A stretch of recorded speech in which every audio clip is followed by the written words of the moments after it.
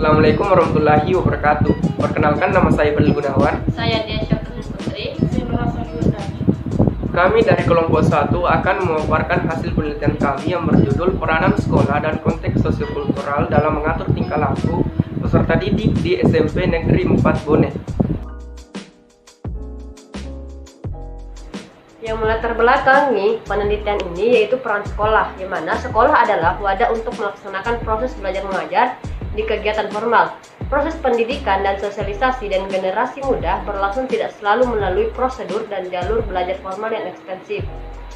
Namun demikian, proses persekolahan sebenarnya selalu terjadi di mana-mana dan masyarakat sukar bahkan tidak mungkin untuk menghindari diri dari proses belajar mengajar formal tersebut, baik di dalam masyarakat di desa-desa, masyarakat yang hidup di padang pasir, maupun masyarakat yang di lereng-lereng gunung.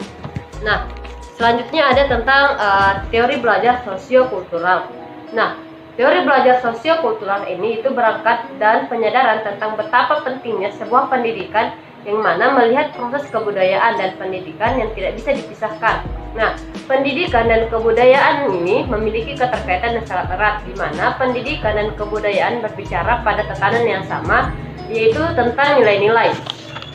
Selanjutnya ada karakter. Nah, karakter ini tidak lepas mempelajari nilai atau sikap, norma, dan moral. Salah satu unsur dalam karakter seseorang adalah sikap dan perilaku yang akan dilihat orang lain, dan itu akan membuat orang lain menilai bagaimana karakter orang tersebut.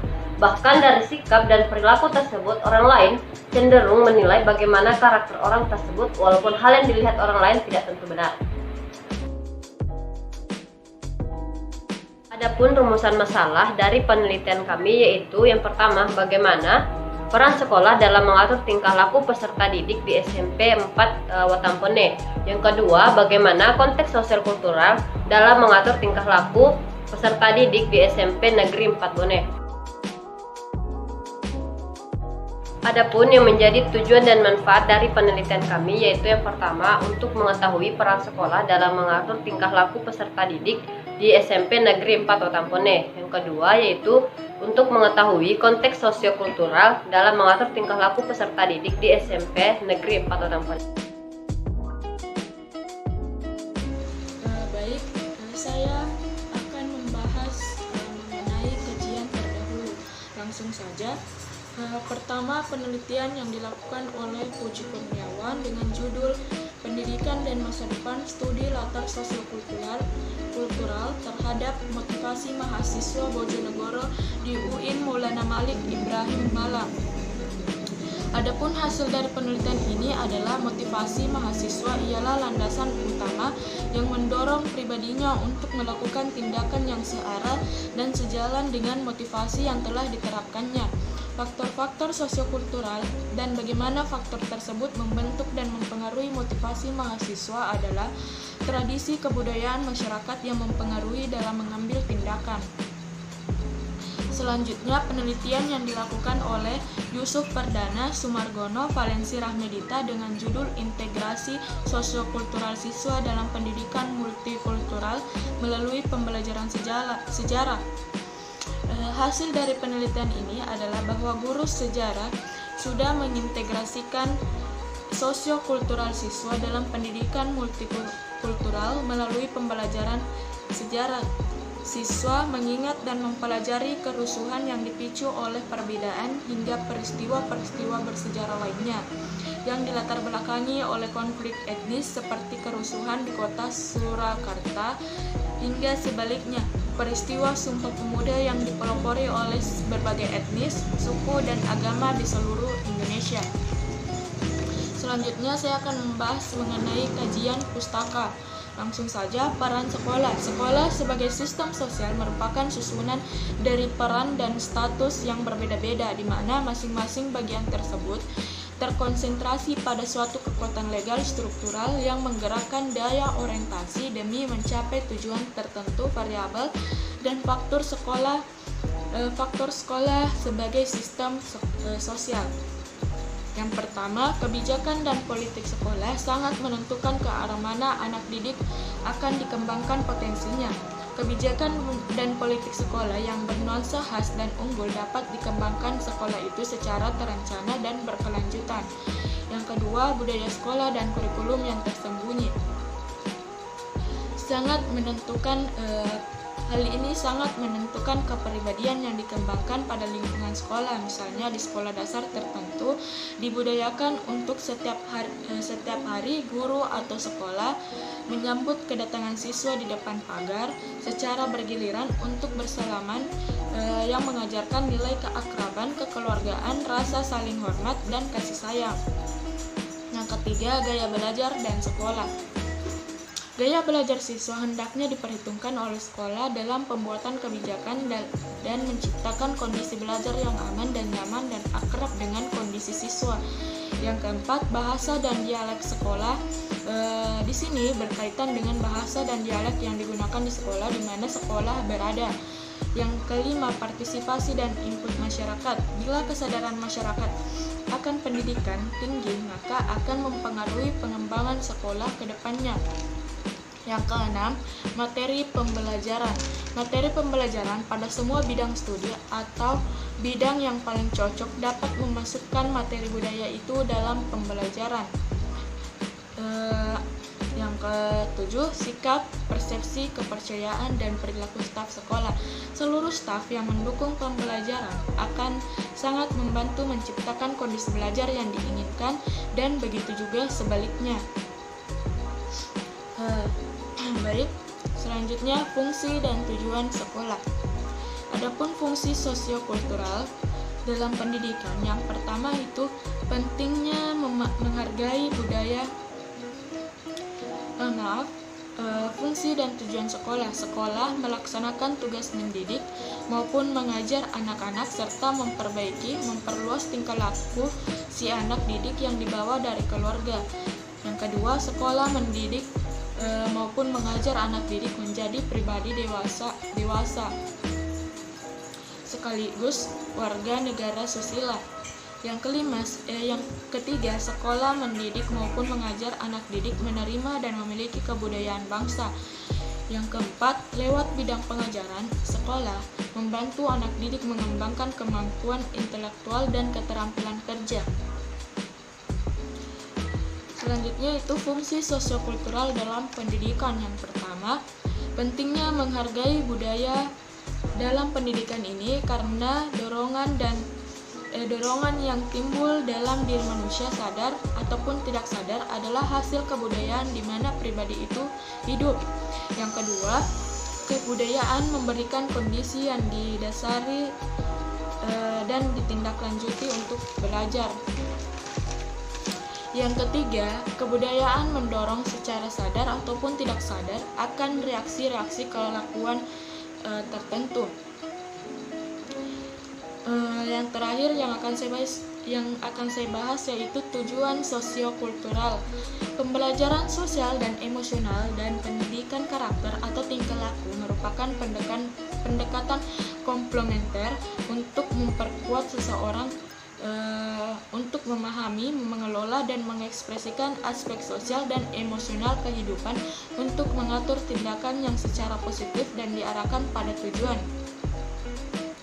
Berkaitan dengan pembelajaran karakter atau tingkah laku sebagai suatu sistem proses pembelajaran, karakter sebagai mulok yang terintegrasi dalam mapel sekolah di suatu daerah diperlukan apresiasi yang mantap dan dari berbagai pihak terutama guru dan siswa yang menjadi pelaku sekaligus sasaran dalam pembelajaran karakter.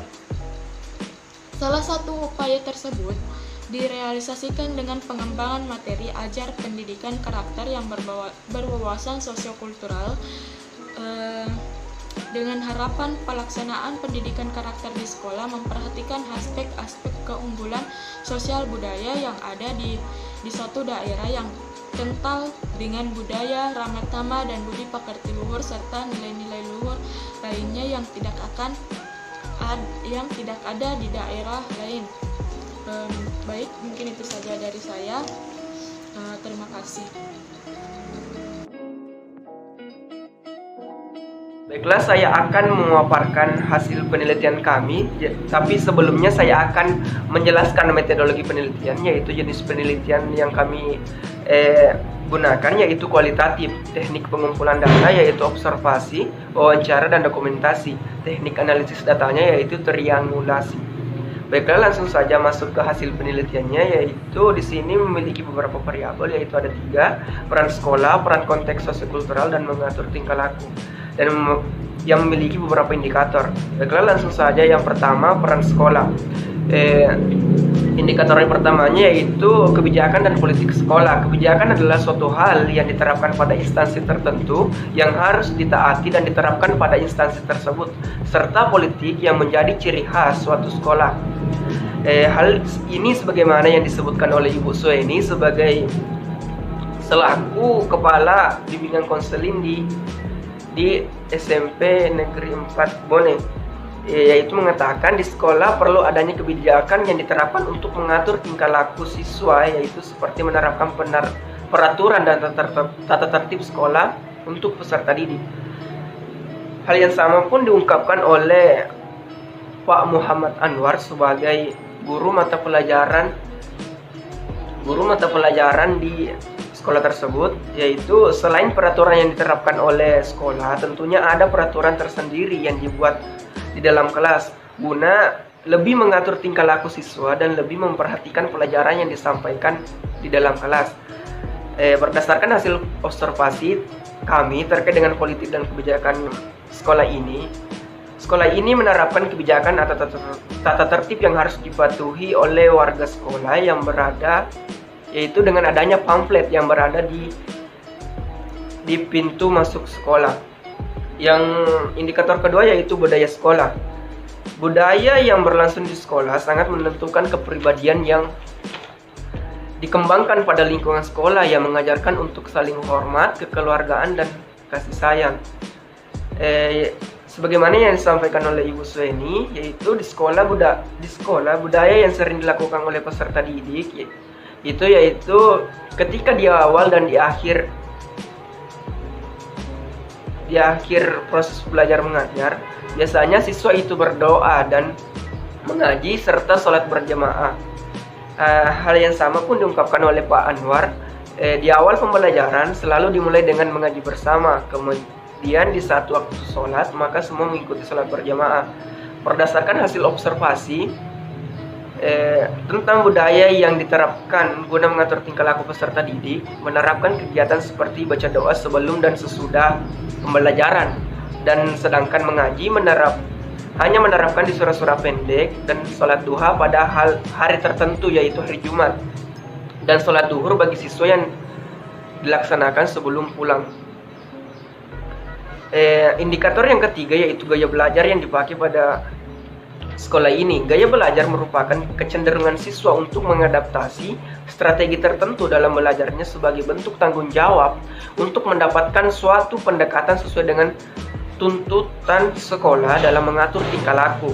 Sebagaimana yang diungkapkan oleh Ibu Sueni, gaya belajar yang diterapkan dalam membimbing tingkah laku peserta didik yaitu penerapan pendidikan karakter dalam setiap proses pembelajaran.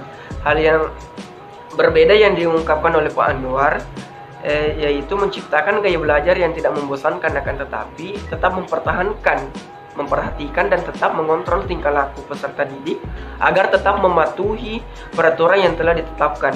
Berdasarkan hasil observasi mengenai gaya belajar yang diterapkan dalam membimbing tingkah laku peserta didik, yaitu menciptakan gaya belajar yang tidak membosankan. Contohnya, seorang guru memberikan materi yang mudah dicerna oleh peserta didik. Hal ini diungkapkan oleh salah satu siswa SMP 4 Bone. Indikator yang keempat yaitu partisipasi masyarakat. Bila kesadaran masyarakat akan pendidikan tinggi, maka akan mempengaruhi pengembangan sekolah ke depannya. Sebagaimana yang dikatakan oleh Pak Anwar mengenai partisipasi masyarakat, di sekitar sekolah orang-orang di sini bermacam-macam kepeduliannya. Ada yang memang pada dasarnya peduli, ada juga yang hanya bersikap biasa-biasa saja, seolah tidak terjadi apa-apa. Berdasarkan hasil observasi mengenai partisipasi masyarakat dalam mengatur tingkah laku peserta didik di sekolah ini, ada masyarakat yang melaporkan ke guru BK terkait dengan tingkah laku peserta didik yang melanggar tertib sekolah.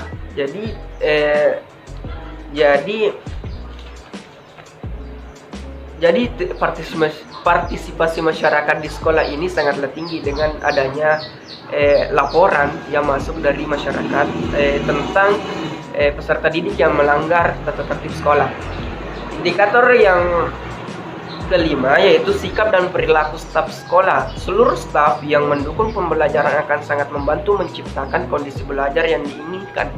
Dan begitu juga sebaliknya, sebagaimana yang disampaikan oleh Ibu Sueni, seluruh staf dan guru ikut berpartisipasi dalam mengatur tingkah laku siswa dan terjalinnya kerjasama yang baik oleh semua pihak sekolah dalam proses pembentukan tingkah laku dan karakter peserta didik.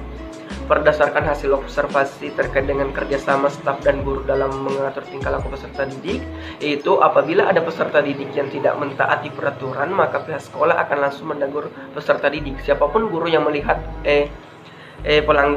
peserta didik yang melanggar tata tertib tersebut bisa langsung menegur ataupun memberikan sanksi. Variabel yang kedua yaitu peran konteks sosiokultural. Yang indikator yang pertama yaitu ilmu sosial dan ilmu budaya. Sosial adalah bentuk terkait yang berhubungan dengan masyarakat, dan budaya adalah cara hidup seseorang yang berkembang kemudian diwariskan dari generasi ke generasi. Dalam sekolah perlu diterapkannya kedua ilmu tersebut agar dapat diimplementasikan dalam kehidupan sehari-hari. Sebagaimana yang disampaikan oleh Pak Anwar, di sekolah tentu menerapkan ilmu sosial dan budaya. Contohnya penerapan gotong royong dan saling tolong-menolong, sifat kerja keras yang ditunjukkan dan bersungguh-sungguh dalam mengatasi berbagai hambatan serta menyelesaikannya dengan baik. Berdasarkan hasil observasi kami terkait hal ini yaitu melakukan gotong royong dan bersikap sopan santun kepada guru dan orang yang dianggap lebih tua di sekolah. Akan tetapi masih ada peserta didik yang bertutur kata kurang sopan dan kurang baik didengar apabila bersosialisasi dengan bukan warga sekolah. Indikator yang kedua yaitu positif dan negatif budaya. Dalam budaya pasti masih saja ada timbul dampak-dampak yang terjadi apabila di sekolah pasti mendapatkan banyak sikap-sikap positif dan negatif dari peserta didik dalam menerapkan budaya. Sebagaimana dikatakan oleh Ibu Sueni selaku Kepala Bimbingan Konseling di sekolah tersebut, di sekolah sudah menerapkan budaya yang mana menimbulkan tingkah laku yang positif bagi peserta didik, seperti timbulnya jiwa sosial, keakraban, dan keramahan tamahan yang berjalan dengan baik. Berdasarkan hasil observasi terkait indikator yang ini yaitu menimbulkan hal tersebut terbukti dengan adanya keakraban dan jiwa sosial pada peserta didik serta sikap ramah tamah yang terjalin dalam peserta didik. Akan tetapi walaupun sudah diterapkan budaya di sekolah dan menimbulkan tingkah laku positif, tetap saja masih ada tingkah laku negatif dari peserta didik. Sebagaimana yang disampaikan oleh Pak Anwar, walau sudah menimbulkan tingkah laku positif, pasti tetap ada peserta didik yang berkelakuan buruk. Berdasarkan hasil observasinya, terkait tingkah laku peserta didik dalam penerapan sosial dan budaya yang kelakuan guru walaupun hanya sebagian saja. Contohnya terdapat beberapa peserta didik yang mengeluarkan baju padahal sudah diberikan teguran akan tetapi tidak didengarkan. Bahkan ada peraturan yang mengikat akan hal tersebut. Baiklah, langsung saja ke variabel yang kedua yaitu variabel yang ketiga yaitu mengatur tingkah laku. Indikator yang pertama yaitu tempat tinggal. Lingkungan sangat mempengaruhi tingkah laku peserta didik, terutama pada tempat tinggal. Bisa saja adanya pengaruh tersebut menimbulkan dampak kurang baik dari peserta didik yang kemudian dibawa ke sekolah.